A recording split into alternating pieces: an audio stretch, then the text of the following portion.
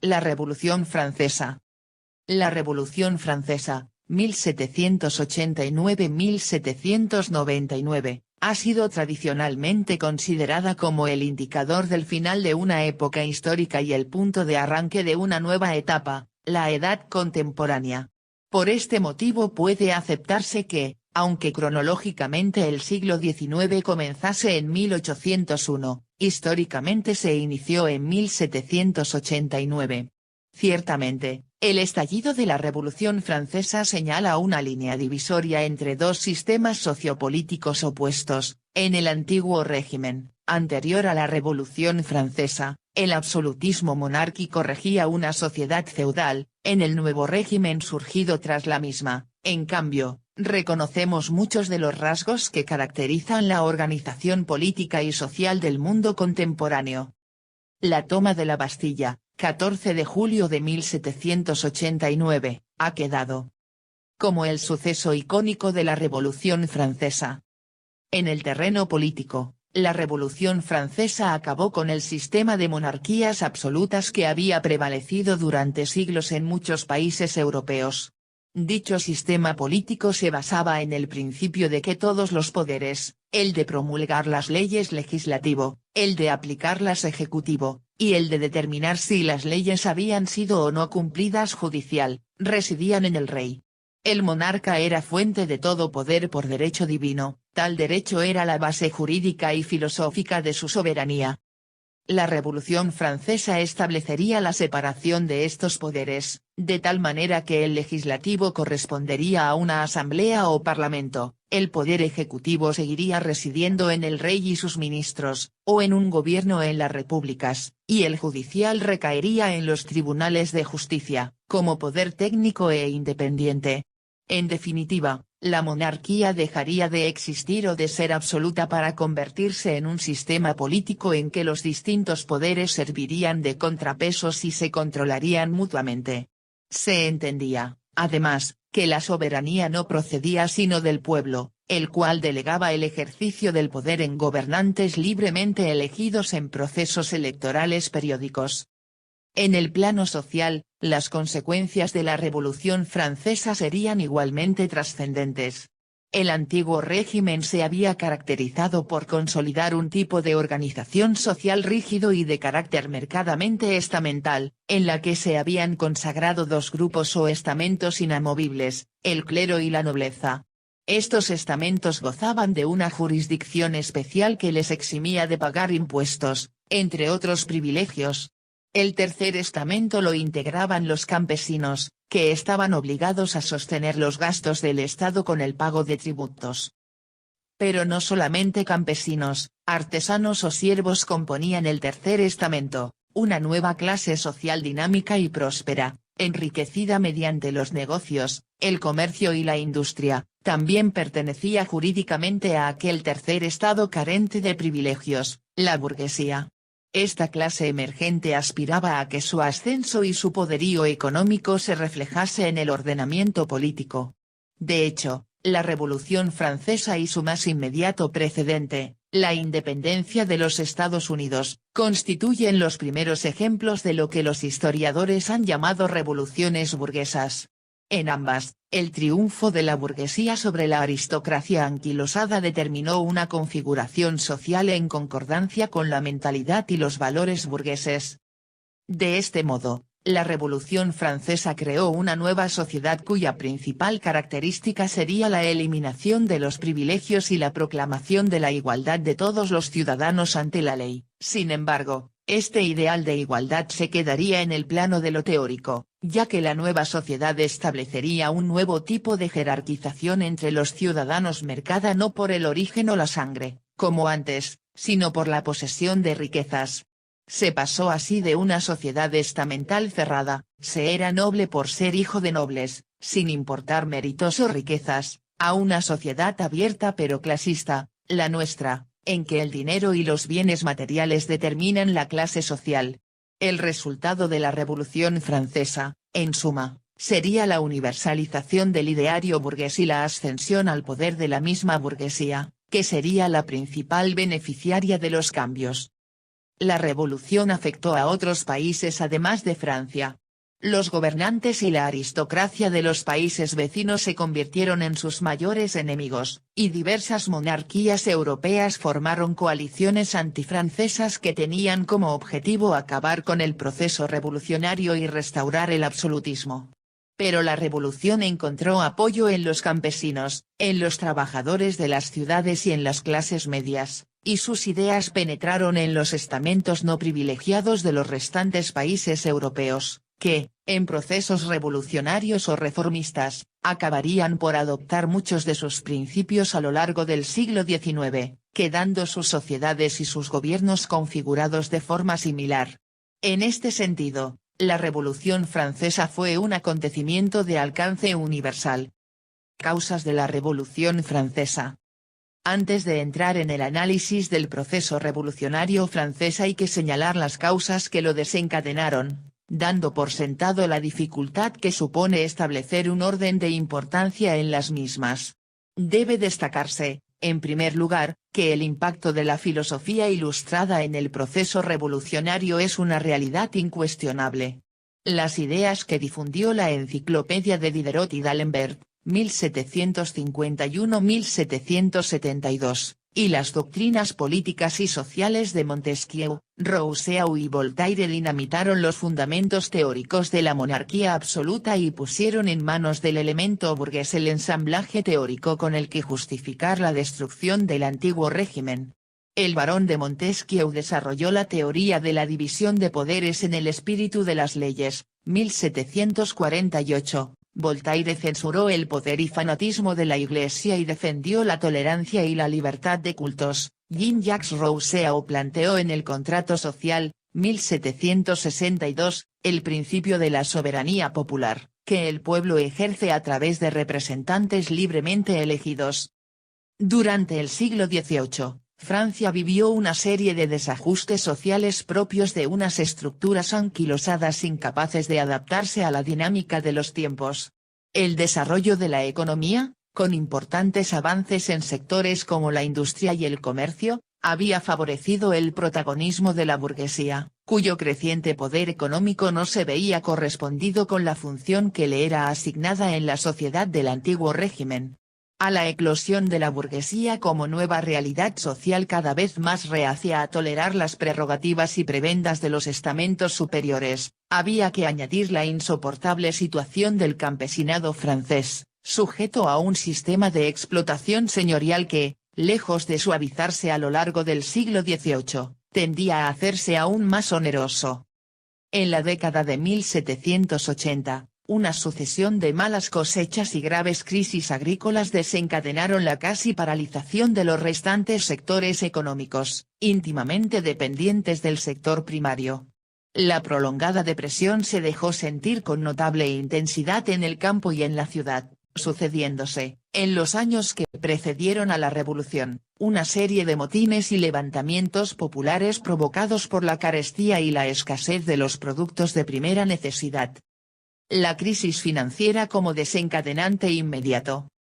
Si las causas mencionadas contribuyeron a preparar el clima para el estallido de la Revolución Francesa, el factor que lo precipitó fue la crisis política surgida cuando Louis V intentó hacer frente a la caótica situación financiera por la que pasaba el erario público. El déficit crónico de la monarquía se había convertido en el problema más acuciante para los últimos gobiernos del despotismo ilustrado. Los gastos provocados por el apoyo a la independencia de las colonias británicas en América y por los dispendios de la corte de Versalles hacían inaplazable la toma de medidas urgentes en unos momentos en los que el Estado carecía de crédito ante los banqueros y ya no podía recurrir al clásico expediente de incrementar la presión fiscal a los que siempre la habían soportado. En estas circunstancias, los responsables de finanzas de los gabinetes de Louis V, Robert-Jacques Turgot, 1774-1776, y Jacques Necker, 1778-1781, sugirieron al monarca algunas medidas encaminadas a equilibrar el presupuesto, aunque no lograron su objetivo al ser destituidos de sus cargos por la presión de los sectores más conservadores de la nobleza y del clero. Jacques Necker llegó a publicar en 1781 un presupuesto de la nación, Compte rendu au roi, que supuso su inmediato cese. Por primera vez la opinión pública conoció las elevadas partidas destinadas a sufragar los gastos de la corte. Tal ejercicio de transparencia le reportó un gran prestigio entre el pueblo y la burguesía. En 1783, Charles Alexandre de Calonne, nuevo ministro de Finanzas, intentó poner en práctica un plan de reforma fiscal basado en las ideas de sus antecesores, que, en síntesis, suponía la desaparición de los privilegios fiscales de la nobleza y el clero.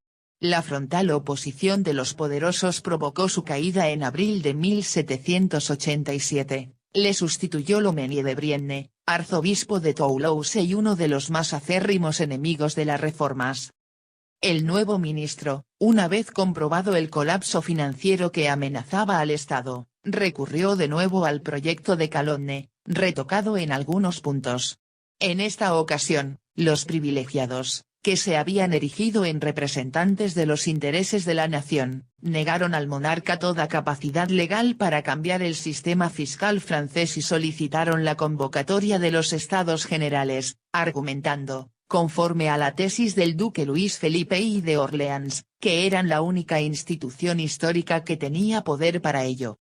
Como cuerpo legislativo que actuaba en representación de cada una de las tres clases sociales, la nobleza, el clero y el pueblo, el tercer estado, los Estados Generales habían tenido un importante papel en la Francia de los siglos XV. Sin embargo, la deriva centralista y absolutista protagonizada desde entonces por las monarquías europeas había por lo general reducido este tipo de instituciones a órganos consultivos o decorativos. Era el caso de los Estados Generales, de los que puede incluso afirmarse que yacían en el olvido. Su última reunión había tenido lugar en 1614. Enfrentado a una situación insostenible, Louis XVI aceptó al fin, 5 de julio de 1788, la reunión de los Estados Generales para primeros de mayo de 1789 y la dimisión de Loménie de Brienne. Jacques Necker, puesto otra vez al frente del Ministerio de Finanzas, se convertía en el nuevo hombre fuerte de la situación. Aparentemente, con la convocatoria de los Estados Generales, la llamada revuelta de los privilegiados se había anotado una victoria. En realidad, era el principio de una nueva etapa caracterizada por el exclusivo protagonismo de la burguesía. Si los poderosos pretendían aprovechar los Estados Generales para perpetuar sus privilegios, los burgueses perseguían acabar con ellos, de ahí que sus primeros objetivos fueran conseguir para el tercer estado una representación similar en cifras a la nobleza y clero juntos, y que se votase por cabeza y no por estamentos. El decreto que organizaba los comicios, 27 de diciembre de 1788, estableció el modo en que cada estamento elegiría a sus representantes en los Estados Generales, pero sin hacer referencia a la importante cuestión del voto, verdadero caballo de batalla de los dirigentes de la burguesía. La libertad que, en la práctica, concedía la normativa electoral favoreció a los distintos aspirantes a liderar el tercer estado, que pudieron difundir sin cortapisas sus ideas y proyectos políticos, asumidos por un importante sector de la sociedad francesa, como quedó reflejado en los cuadernos de quejas, cahiers de doléances, enviados al rey por instituciones y grupos ciudadanos. Una vez efectuadas las votaciones, el 5 de mayo de 1789 tuvo lugar la apertura de los Estados Generales con un discurso de Louis XVI, donde dejaba entrever la exclusiva misión de solucionar el problema financiero que se asignaba a la institución, sin aludir en ningún momento a las peticiones de los portavoces del estamento popular. El tercer estado pidió que las votaciones se llevasen a cabo individualmente y no por estamento, ya que en caso contrario el voto conjunto de la nobleza y el clero prevalecería siempre sobre el de los plebeyos. La propuesta difícilmente podía prosperar, si se votaba individualmente. El tercer estado, que disponía de mayoría de representantes, pasaría a controlar los Estados Generales. Tras varias semanas de discusiones estériles, el tercer estado acordó abandonar tanto su denominación como su condición de organismo representativo de tan solo un estamento, y, sobre la base de sus miembros, se constituyó en Asamblea Nacional, autoproclamándose auténtica representación de la nación e invitando a los demás estamentos a unirse a sus deliberaciones. 17 de junio. El rey respondió privándoles del salón donde se reunían, bajo el liderazgo de Honoré Gabriel Riquetti, conde de Mirabeau, y del abate Emmanuel Joseph Sieyes. La Asamblea Nacional se trasladó a un edificio público utilizado como frontón para el juego de pelota, y, en medio del entusiasmo general, pronunció el 20 de junio el célebre juramento del juego de pelota, no separarse hasta que hubiesen dotado a Francia de una constitución. Numerosos representantes del bajo clero y otros nobles liberales se unieron a la asamblea. Luis V hubo de ceder. El 27 de junio reconoció la Asamblea Nacional y ordenó al clero y a la nobleza que se incorporaran a la misma, lo que suponía una aceptación de hecho, por parte del rey, del principio de soberanía nacional. La revuelta popular, 1789. En tanto que abierto desafío a la autoridad monárquica y triunfo de la soberanía nacional sobre el absolutismo, debe considerarse la constitución de la Asamblea Nacional, y no la toma de la Bastilla, como el primero de los sucesos revolucionarios. Es preciso reconocer, sin embargo, que difícilmente se hubiera llegado más lejos de no haber contado la Asamblea con el apoyo popular. Tras el forzado reconocimiento por parte del rey, en efecto, la aristocracia cortesana empujó de inmediato a Luis V a actuar contra la Asamblea Nacional, acuartelando tropas en Versalles, 20.000 soldados, por si era preciso utilizar la fuerza contra la Asamblea y destituyendo otra vez a Jacques Necker, verdadero ídolo de la burguesía. En París crecía la agitación por semejantes noticias. El 12 de julio, conocida la sustitución de Necker e intuyéndose que la Asamblea iba a ser disuelta por las armas, las masas populares se amotinaron, sumiendo la ciudad en el caos y la anarquía. Bajo la dirección del joven periodista Camille Desmoulins, muchos manifestantes tomaron armas del arsenal de los inválidos y se dirigieron a la prisión de la Bastilla, símbolo de la opresión despótica. El 14 de julio, que se convirtió desde entonces en la fiesta nacional francesa, la Bastilla fue tomada por los revolucionarios. El acontecimiento tuvo un efecto extraordinario. Se crearon comités por todas partes, las mansiones nobiliarias fueron asaltadas, se destruyeron documentos y se dejaron de pagar los derechos señoriales. En la capital se formó una municipalidad revolucionaria, se creó una Guardia Nacional, a cuyo mando se puso al Marqués de Lafayette, y se adoptó una escarapela con los colores rojo y azul de París, a los que se añadió el blanco real. La toma de la Bastilla, 14 de julio de 1789. La rebelión popular de París tuvo inmediata repercusión en los núcleos de población de toda Francia. En pocas jornadas, la burguesía conquistaba el poder municipal, estableciendo comunas revolucionarias en lugar de las antiguas oligarquías locales, y encuadrando a las clases medias en milicias cívicas encargadas de velar por el orden público. Luis V aceptaba, mientras tanto, los hechos consumados retirando las tropas, restituyendo en su cargo a Necker, 16 de julio, y recibiendo con todos los honores la nueva enseña nacional, la escarapela tricolor de la Municipalidad de París, origen de la actual bandera francesa. Cuando la revuelta urbana comenzaba a remitir, la ola revolucionaria sacudió con notable intensidad el mundo rural. Era el gran miedo, la grande peur, un fenómeno de paroxismo colectivo surgido al socaire de noticias confusas sobre partidas de bandidos que, en convivencia con los poderosos, recorrían los campos sembrando la destrucción y la muerte. En todos los lugares aparecieron grupos de campesinos armados que, ante la falsedad de las noticias, dirigieron sus iras contra los castillos y registros notariales, donde se suponían depositados los documentos acreditativos de los derechos feudales que históricamente habían pesado sobre sus espaldas. La Asamblea Nacional, 1789-1791. La Asamblea Nacional se había convertido en Asamblea Nacional Constituyente con la misión de redactar una constitución y dar a Francia una nueva forma de gobierno. La rebelión del campesinado tuvo un profundo impacto en la Asamblea Constituyente, cuyos miembros, ante el temor de una situación que pudiera hacer fracasar sus proyectos, acordaron en la noche del 4 al 5 de agosto de 1789 la abolición de todo vestigio de régimen feudal, se decretó la supresión de los derechos feudales y se declaró ilegal el sistema de impuestos existente. En teoría, las ancestrales reivindicaciones campesinas quedaban satisfechas. A partir de entonces quedaba por construir un nuevo régimen que garantizara los principios del nuevo orden burgués. Siguiendo el ejemplo americano, el 26 de agosto de 1789 los miembros de la Asamblea Constituyente aprobaron una relación de derechos del ciudadano que había de servir de preámbulo a la Constitución. La Declaración de Derechos del Hombre y del Ciudadano, con una visión más universalista que su homónima americana, establecía los principios de libertad, igualdad, inviolabilidad de la propiedad y resistencia a la opresión, que iban a constituir la base de toda la legislación revolucionaria. El rey no la aceptó hasta el mes de octubre, después, se trasladó a París y se alojó en el Palacio de las Tullerías.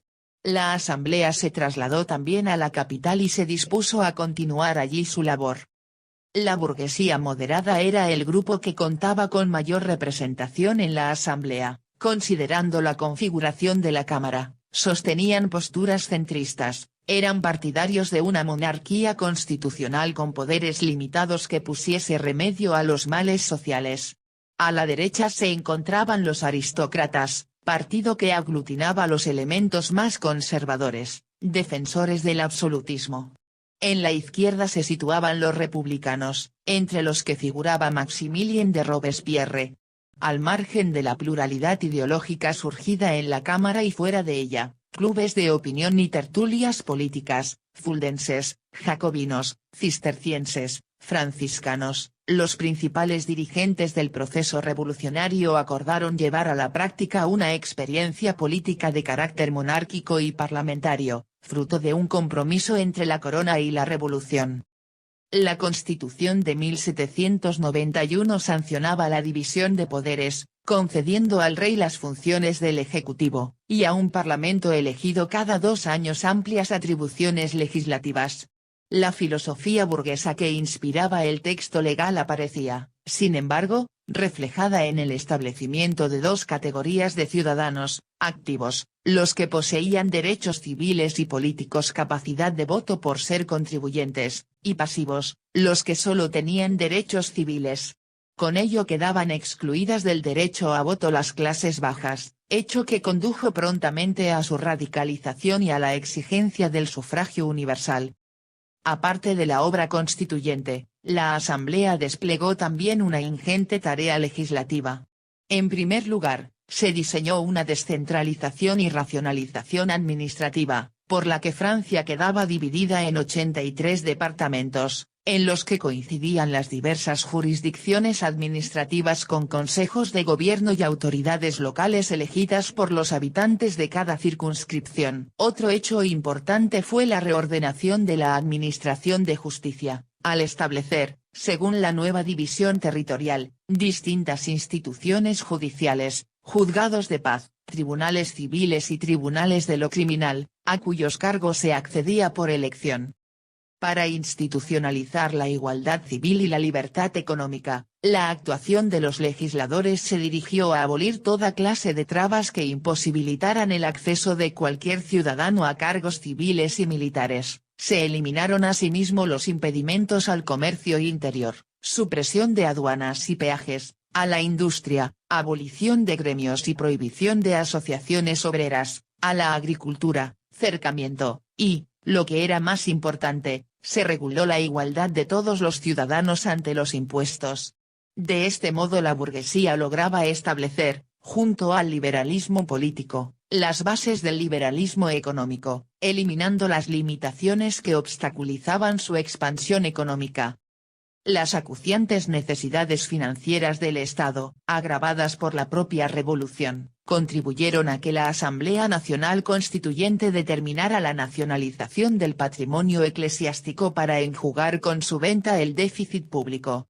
Minadas sus posibilidades de subsistencia, la Iglesia Católica pasó a depender del Estado, el cual, a través de la Constitución Civil del Clero, 12 de julio de 1790, impuso una reorganización drástica de sus tradicionales estructuras y normas de funcionamiento interno, adaptándolas a la nueva filosofía revolucionaria, reducción de los 134 obispados existentes a 83, uno por departamento, provisión de cargos religiosos párrocos, vicarios, obispos y arzobispos por elección, como cualquier empleo público.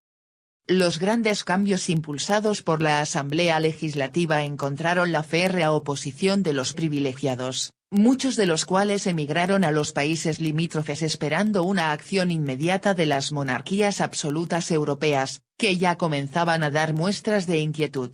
La actitud del Papa Pío X al condenar la Constitución Civil del Clero y, con ella, a la revolución abrió un cisma en la Iglesia y en la sociedad francesas que tendría graves e inmediatas consecuencias. Impulsado tal vez por sus escrúpulos al haber sancionado la controvertida legislación religiosa, Luis XVI acabó de convencerse de que el radicalismo de la revolución solo podía detenerse con la intervención de las potencias absolutistas. El monarca ya había negociado en secreto con soberanos extranjeros mientras fingía aceptar las reformas, y esperando convencerlos emprendió con su familia la huida del país. La fuga del monarca, sin embargo, fue abortada al ser reconocido y detenido en Varennes por el maestro de postas Drouet, el 21 de junio de 1791. La noticia de la huida fallida del rey incitó a la emigración masiva de aristócratas y clérigos. Simultáneamente, la agitación campesina volvió a recrudecerse y una oleada de sentimiento antimonárquico comenzó a extenderse por toda Francia. En París, los clubes y periódicos radicales exigían que fuera la nación, y no la Asamblea Constituyente, la que decidiera la suerte del monarca. La declaración de inocencia adoptada por la Asamblea y el consiguiente restablecimiento de Luis XVI en el trono consumó la ruptura entre la burguesía moderada y los republicanos. El 17 de julio de 1791, la Guardia Nacional disparó en el Campo de Marte contra una manifestación antimonárquica produciendo varias decenas de muertos. La represión se extendió a los principales dirigentes de las revueltas, entre los que figuraban Georges Jacques Danton y Jean-Paul Marat. El Club de los Franciscanos fue clausurado. La revolución se cobraba sus primeras víctimas, mientras en Pinitz, Sajonia, Leopoldo I de Austria y Federico Guillermo I de Prusia hacían pública una declaración, el 27 de agosto de 1791, en la que proclamaban su deseo de poner al rey de Francia en estado de consolidar las bases de un gobierno monárquico, una declaración considerada, no sin razón por los patriotas, como una clara amenaza de intervención. La monarquía constitucional, la Asamblea Legislativa, 1791-1792. Los dirigentes de la Asamblea Constituyente creían, sin embargo, que la situación política se había normalizado a principios de otoño de 1791, y que, cumplida su misión, debía procederse a la disolución de la Cámara y a la convocatoria de elecciones legislativas de acuerdo con la Constitución, que había sido aprobada en su texto definitivo el 3 de septiembre de 1791. Sometida a la extrema presión de las convulsiones internas y de la amenaza exterior, la recién instaurada monarquía constitucional no llegaría a cumplir un año. Una vez efectuadas las elecciones, el 1 de octubre inauguraba sus sesiones la Asamblea Legislativa, compuesta por 745 diputados pertenecientes en su totalidad a los distintos sectores de la burguesía francesa. Las tendencias ideológicas que tomaban asiento en la nueva Cámara pueden agruparse en tres bloques. La derecha estaba ahora integrada por unos 260 diputados que apoyaban la monarquía constitucional, los antiguos aristócratas, valedores del absolutismo, habían desaparecido. En la izquierda se situaban los jacobinos, así llamados porque muchos de ellos procedían de un club que se había instalado en el antiguo convento de los jacobinos, en la rue Saint-Honoré de la capital francesa. No pasaban de 150 diputados y entre ellos destacaban los representantes de la región de la Gironda, que por este motivo eran llamados girondinos. Todos ellos eran republicanos y se oponían claramente al régimen monárquico. La izquierda también contaba con representantes que, frente al sistema censitario establecido en la Constitución, defendían el sufragio universal y gozaban de gran influencia sobre las clases bajas, privadas del derecho a voto. En el centro, unos 350 diputados inclinaban sus apoyos indistintamente hacia la izquierda o a la derecha según las circunstancias o los intereses del momento. Formaban tal grupo personas identificadas con la revolución, pero sin definirse de forma tajante en cuanto a la forma de Estado.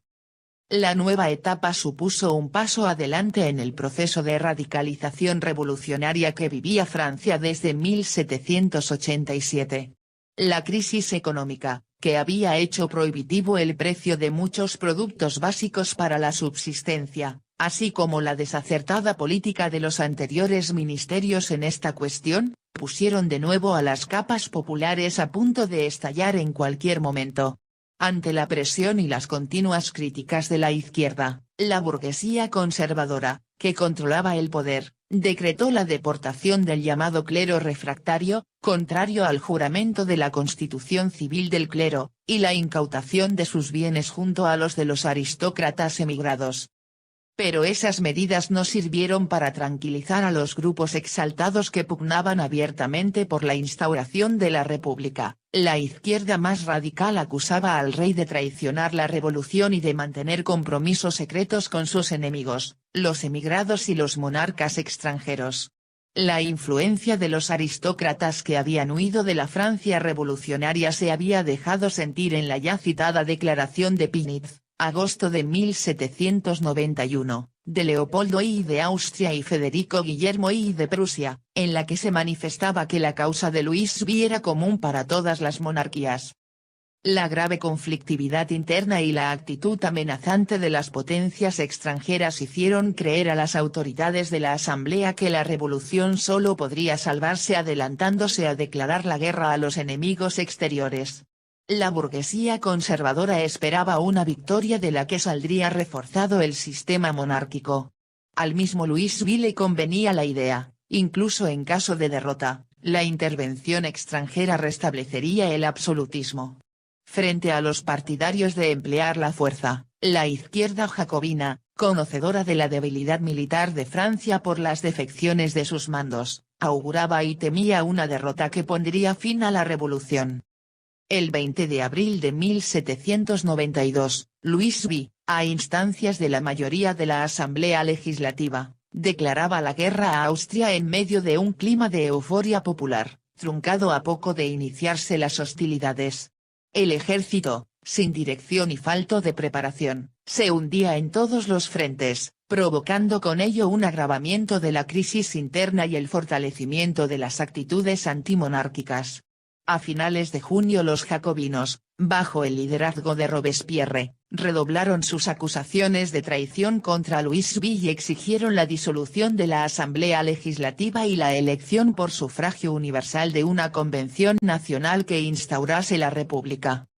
La conquista de Verdún y el desafortunado manifiesto, 25 de julio de 1792, del duque de Brunswick, general en jefe del ejército prusiano, amenazando con arrasar París si la familia real sufría alguna vejación, sirvió para que se precipitaran los acontecimientos. La ira popular se desbordó el 10 de agosto de 1792, fecha en que las masas asaltaron el Palacio de las Tullerías, residencia de los monarcas, y asesinaron a la guardia del rey, que logró ponerse a salvo. Louis XVI fue depuesto y encarcelado en la prisión del Temple por haberse hallado en palacio documentos que le comprometían. La revuelta instaló asimismo en el ayuntamiento parisino una comuna revolucionaria bajo el control de la izquierda jacobina. Desbordada por los acontecimientos y bajo la presión de la comuna, la Asamblea Legislativa se vio forzada a convocar elecciones por sufragio universal, masculino. A principios de septiembre surgieron los primeros brotes de terror indiscriminado, que se cobrarían unas 1.300 víctimas solo en París. Monárquicos, clérigos y todo tipo de presuntos traidores fueron sumariamente juzgados y ejecutados en las llamadas matanzas de septiembre. El 20 de septiembre, la Asamblea Legislativa se disolvía para dar paso a la nueva Cámara surgida de las elecciones, la Convención Nacional, de carácter constituyente. Ese mismo día el ejército revolucionario francés, al mando del general Dumouriez, hacía batirse en retirada en las colinas de Valmy a las tropas prusianas del duque de Brunswick. París y la revolución se habían salvado. En palabras de Goethe, testigo de excepción en la batalla, ese día comenzaba una nueva era en la historia del mundo. La República, la Convención Girondina, 1792-1793. El proceso revolucionario alcanzaba con la convención su más elevada cota de radicalismo. Barridos los monárquicos constitucionales en los comicios, celebrados esta vez por sufragio universal masculino, los grupos políticos visibles en la Convención Nacional quedaron de nuevo reducidos a 3. Los 160 diputados girondinos, de extracción alto-burguesa, promovían una república descentralizada y conservadora. En la montaña, sector de izquierda y extrema izquierda, se integraban 140 diputados montañeses, pertenecientes a la pequeña y mediana burguesía, identificados con una república democrática y un programa de gobierno de contenido social. Robespierre, Danton, Marat. Entre ambas tendencias se ubicaba la llanura o el pantano, contingente del centro, 350-400 escaños, que, aparte de su fe republicana, no ofrecía posiciones ideológicas definidas. La primera decisión de la Convención Nacional fue abolir la monarquía y proclamar la República, 22 de septiembre. Los comienzos del régimen republicano, dominado al principio por los girondinos, no pudieron ser más difíciles. El enjuiciamiento y condena a muerte de Louis V, que fue guillotinado públicamente en la Plaza de la Revolución el 21 de enero de 1793, agudizó aún más la crisis.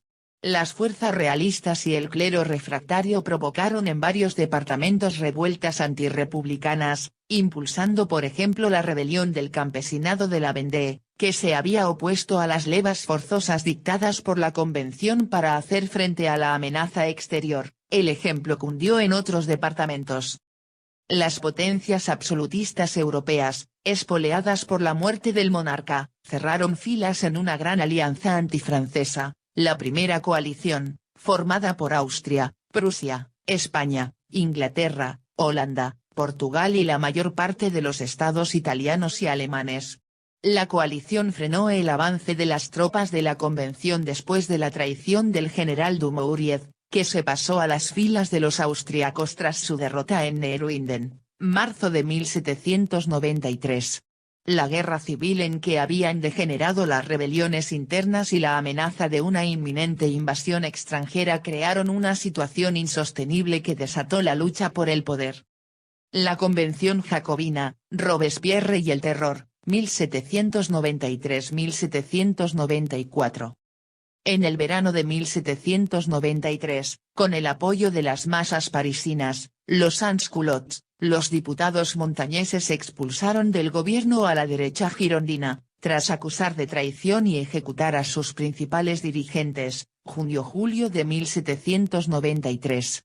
El nuevo gobierno quedó progresivamente encarnado en la figura de Robespierre y en la acción expeditiva e implacable de unas instituciones a las que los jacobinos otorgaron poderes de excepción, el Comité de Salvación Pública, verdadero poder ejecutivo pronto dominado por Robespierre, el Comité de Seguridad General y el Tribunal Revolucionario. Robespierre neutralizó las amenazas contrarrevolucionarias al precio de una sangrienta represión. Desde ellas se pusieron en práctica una serie de medidas, cuyos resultados no se hicieron esperar. En agosto de 1793 se decretaba la leva en masa, con lo que todos los recursos materiales y humanos de la nación se ponían al servicio de la guerra revolucionaria. El ejército francés acabaría contando con más de 1 millón de hombres. En septiembre de 1793, la ley del máximum general fijaba un control riguroso de precios y salarios, dictando durísimas sanciones para los infractores. Previamente una ley había establecido la pena de muerte para los acaparadores. Este fuerte intervencionismo económico permitió alimentar la población y abastecer el ejército, pero suscitó el rechazo de la burguesía moderada, defensora de la libertad económica. La Convención aprobó también una serie de normas sobre procedimientos judiciales extraordinarios y tribunales revolucionarios como la Ley de Sospechosos, cuya aplicación correspondió al Comité de Seguridad General, con el objeto de eliminar toda disidencia contrarrevolucionaria y depurar las estructuras del Estado. Como resultado de ello, alrededor de 17.000 ciudadanos fueron procesados y ejecutados durante el año escaso en que los jacobinos detentaron el poder, razón por la que este periodo pasaría a ser llamado el Terror, y a tener en la guillotina su representación icónica. La más ilustre de las víctimas fue la reina María Antonieta, guillotinada el 16 de octubre. Sin embargo, nobles y clérigos eran la menor parte, la mayoría fueron campesinos y trabajadores que se rebelaron contra el reclutamiento o intentaron eludirlo o desertar. Para cumplir todo lo dispuesto en París, se sometió a un centralismo absoluto la actividad política, económica y social de las provincias, otorgándose poderes ilimitados a los agentes, enviados en misión, de la Convención Nacional. En pocos meses, la dictadura de Robespierre logró conjurar el peligro contrarrevolucionario, aplastó las rebeliones de monárquicos y girondinos en el interior y derrotó a los ejércitos de la primera coalición.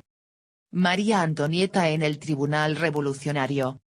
Superada la crisis, el Frente Jacobino comenzó a fraccionarse. El sector radical exigía la abolición de la gran propiedad y la aplicación de la política de terror a los ricos y poderosos. En el lado opuesto, cada vez eran más numerosas las voces que clamaban por una normalización de la vida pública que hiciera efectiva la Constitución democrática elaborada y aprobada en junio de 1793, que no había llegado a entrar en vigor. A partir de marzo de 1794, Robespierre acusó de traicionar a la revolución a los dirigentes de ambas tendencias, Jacques Hebert, Camille Desmoulins, Georges Jacques Danton, que terminaron en el patíbulo, sin darse cuenta de que estaba preparando con ello el camino hacia el final de su dictadura. La reacción de Thermidor y el fin de la Convención, 1794-1795. El 27 de julio de 1794, la llanura de la Convención Nacional y los jacobinos moderados retiraron su apoyo al hombre que se creía depositario de la virtud revolucionaria. Abandonado a su suerte, Robespierre y 20 de sus partidarios morían al día siguiente en la guillotina sin juicio previo, víctimas de los procedimientos judiciales de excepción que tanto habían defendido. El 9 de Thermidor, 27 de julio en la terminología del calendario aprobado por la Convención, ponía fin a la fase más radicalista de la Revolución Francesa y daba inicio a una reacción conservadora en la que el terror solo iba a cambiar de dirección, cebándose en quienes lo habían practicado. Durante el periodo transcurrido entre julio de 1794 y octubre de 1795, la burguesía conservadora de la Convención Nacional iba a ser la verdadera dueña de la situación política. Desde su nueva posición dominante, restableció la libertad de precios y, cuando la carestía empeoró de nuevo la situación de las clases populares, no tuvo escrúpulos en formar frente común con el ejército para reprimir toda intentona subversiva.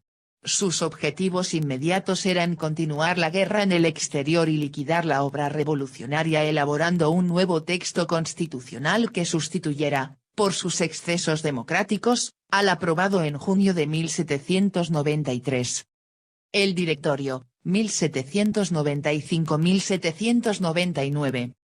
La nueva Constitución, sancionada mediante un plebiscito en septiembre de 1795, Fijaba una tajante división de poderes que intentaba evitar por todos los medios la reproducción de una dictadura personal como la que había protagonizado Robespierre.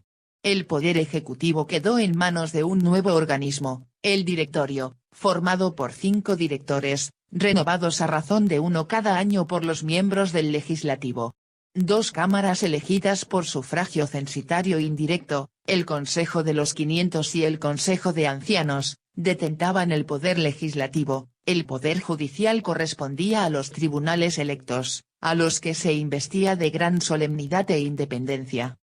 El nuevo ordenamiento, por otra parte, ponía fin a la participación democrática popular del periodo anterior al eliminar el sufragio universal, y salvaguardaba los intereses de la burguesía adinerada volviendo al principio de capacidad económica como condición previa al ejercicio de los derechos políticos.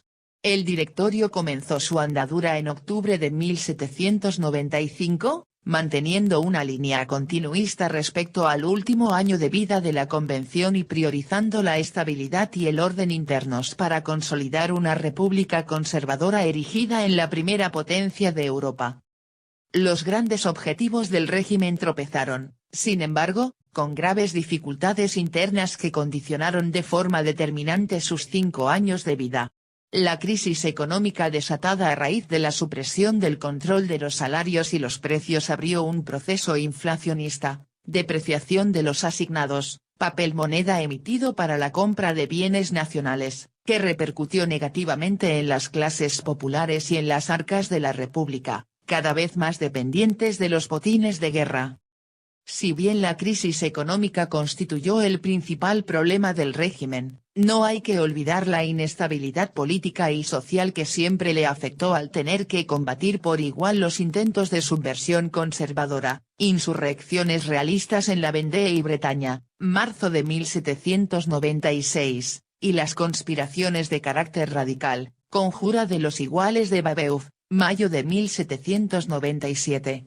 La Constitución de 1795, al configurar el Directorio como un sistema republicano y censitario, sin sufragio universal, parecía haber excluido de la vida política tanto a los monárquicos como a las clases populares, pero realistas y jacobinos ganaron posiciones en las elecciones de 1797 y 1798.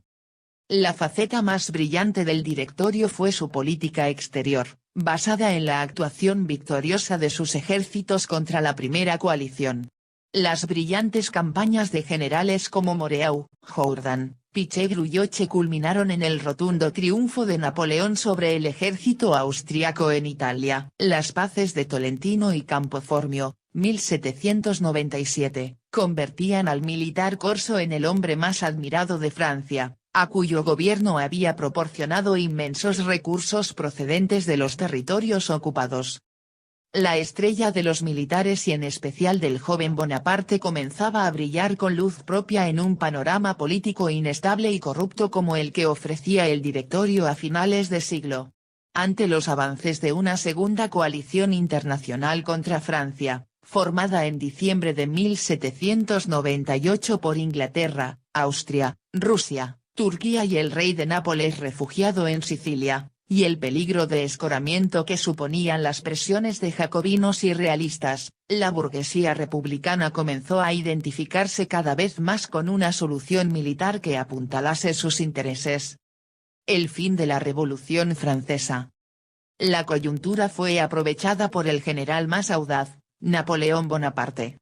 Enviado en 1798 a Egipto para asestar un golpe al poderío colonial británico cuando se estaba organizando la segunda coalición antifrancesa, Napoleón acudió a la llamada de 2 miembros del Directorio, Emmanuel Joseph Sieyes y Roger Ducos, y encabezó el golpe de estado del 18 de Brumario, 9 de noviembre de 1799. Que acabó con el régimen por la fuerza de las armas y labró sobre su persona el nuevo destino de Francia. Napoleón disolvió las instituciones del Directorio y constituyó un gobierno provisional. El nuevo orden surgido del golpe de Estado se dotó rápidamente de una constitución, diciembre de 1799, que fijaba su entramado legal, el consulado. Se trataba de un régimen jerarquizado y autoritario que culminaba en Napoleón, nombrado primer cónsul, al que quedaban supeditados los otros dos cónsules. La Revolución Francesa había terminado. Sin embargo, Napoleón consolidó algunas realizaciones revolucionarias: destrucción de las estructuras feudales, superación de la sociedad estamental, estabilización del liberalismo económico y ascenso de la burguesía como clase social dominante, y dotó a Francia de unas estructuras de poder sólidas y estables con las que se ponía fin al caos político precedente.